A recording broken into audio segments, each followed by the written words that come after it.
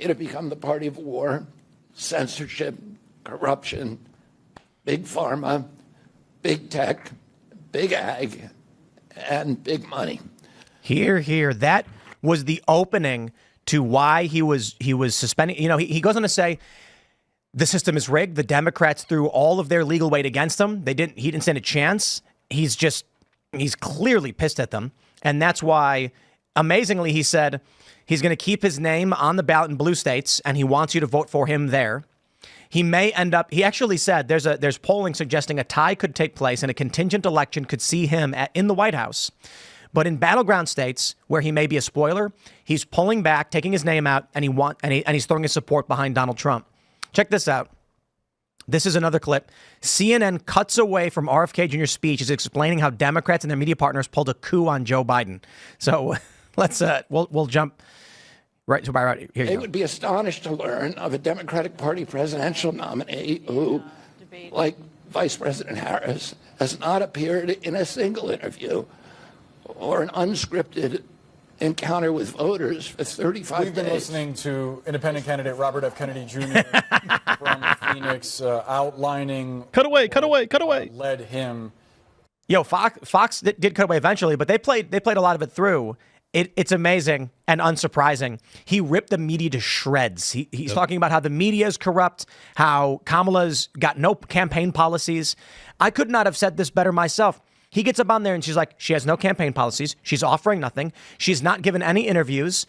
How are the American people supposed to decide between Trump and Kamala when Kamala's not telling them anything, doing any interviews, and the media's covering up for her? Well, that's exactly the point I was going to go with, is that the contrast couldn't be more stark. Less than 24 hours between Kamala having her biggest moment of her political career and delivering nothing but platitudes, basically a repackaged hope and change, but now with joy and cackles or something.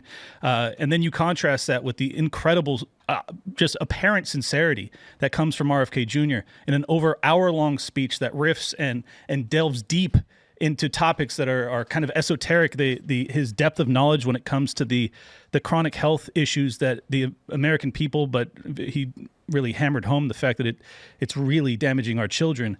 It was so potent and emotional and obviously from the heart. And the contrast between that and the contrived nature of the DNC for the past 3 days could not be more stark. If people are watching both, I don't see how they come away thinking anything other than the Democrat Party has left me. I'm so inspired by RFK Jr.'s speech because he basically said so much of what we've said on this show. I'm not a conservative. They try and call me far right or conservative, whatever. I feel exactly as he does. And I've been seeing this for a long time. Now, he may be late to the party, and that's totally fine. He is a Kennedy. He is the son of RFK. He is the nephew of JFK. And he is standing up saying, look what has become of this party. And the important thing is he can say it better than me.